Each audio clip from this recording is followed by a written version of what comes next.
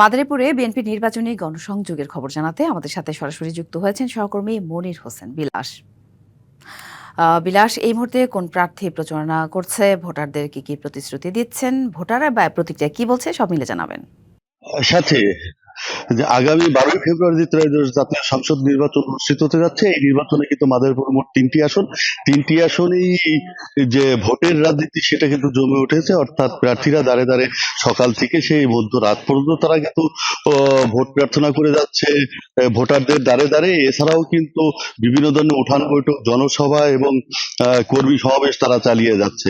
তা আমি এই মুহূর্তে আছি মাদারীপুর তিন আসনের যে বিএনপি এর মনোনীত পদপ্রার্থী আনিসুর রহমান তালুকদার খোকন, উনি কিন্তু একজন কেন্দ্রীয় নেতাও বটে। তাই স্থানীয় এই মাদারীপুর আসনের যে ভোটের রাজনীতিতে তিনি কিন্তু আলোচনায় আছেন সেভাবে সবার মুখে মুখেই। তা আমি এখন তার কাছে জানতে চাচ্ছি যে আসলে এই যে যে মাদারীপুর আসনের যে নির্বাচনী বা প্রতিদ্বন্দ্বিতা করছেন এবং এর আগেও একবার আপনি করেছিলেন, তো এবছর আপনি কি মনে করছেন নির্বাচনে এবং ভোটারদের কিরকম প্রত্যাশা পাচ্ছেন?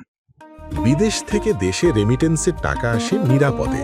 তাই আজই আপনার আপনজনকে বলে রাখুন, রেমিটেন্সের টাকা যেন শুধু নগদেই পাঠায়। ধন্যবাদ বিবিসিকে। আমরা সকাল 9টা থেকে প্রায় রাত 9টা পর্যন্ত মাঠে থাকি।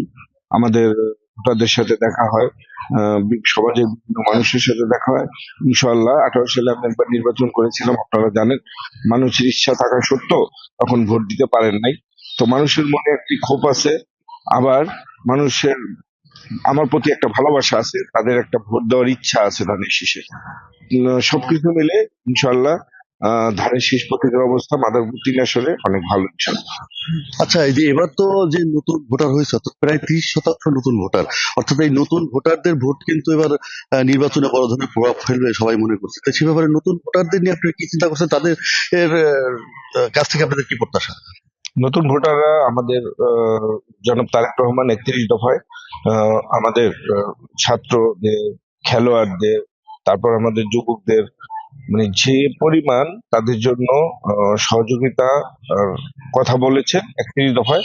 ইনশাল্লাহ আমরা মনে করি আমরাও তাদেরকে বোঝাতে পেরেছি তারা ধানের শীষের পক্ষে।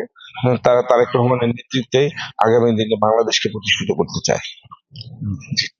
শুনছিলেন মাদারীপুর আসনের বিএনপি মনোনীত প্রার্থী আনিসুর রহমান খোকন তালুকদারের কথা। আগামী 12ই ফেব্রুয়ারি নির্বাচনে এই মাদারীপুর আসনে 3,87,000 ভোটার তাদের ভোটাধিকার প্রয়োগ করবেন এবং তাদের পছন্দের প্রার্থীকে বেছে নেবেন, এমনটাই প্রত্যাশা করছেন মাদারীপুর আসনের ভোটাররা।